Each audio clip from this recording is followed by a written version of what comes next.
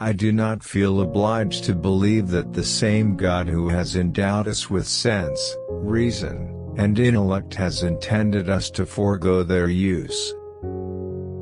All truths are easy to understand once they are discovered, the point is to discover them.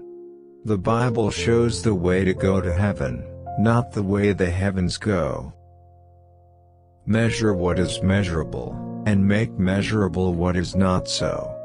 We cannot teach people anything, we can only help them discover it within themselves. I have never met a man so ignorant that I couldn't learn something from him. If I were again beginning my studies, I would follow the advice of Plato and start with mathematics. In questions of science, the authority of 1,000 is not worth the humble reasoning of a single individual.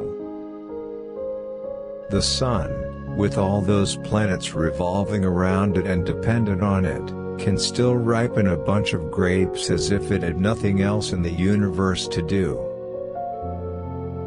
The Milky Way is nothing else but a mass of innumerable stars planted together in clusters.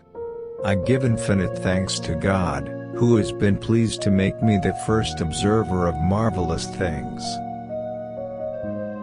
By denying scientific principles, one may maintain any paradox.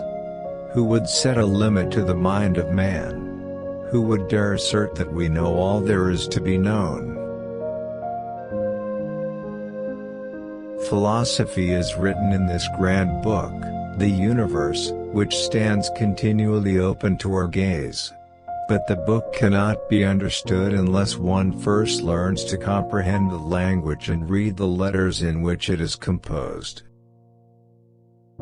It is surely harmful to souls to make it a heresy to believe what is proved. Nature is relentless and unchangeable, and it is indifferent as to whether its hidden reasons and actions are understandable to man or not. He who looks the higher is the more highly distinguished, and turning over the great book of nature is the way to elevate one's gaze.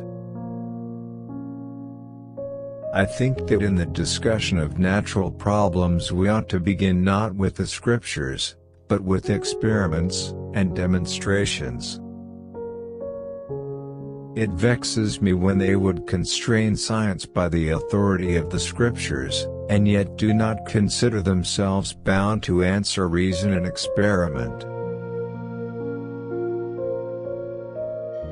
Facts which at first seem improbable will, even on scant explanation, drop the cloak which has hidden them and stand forth in naked and simple beauty.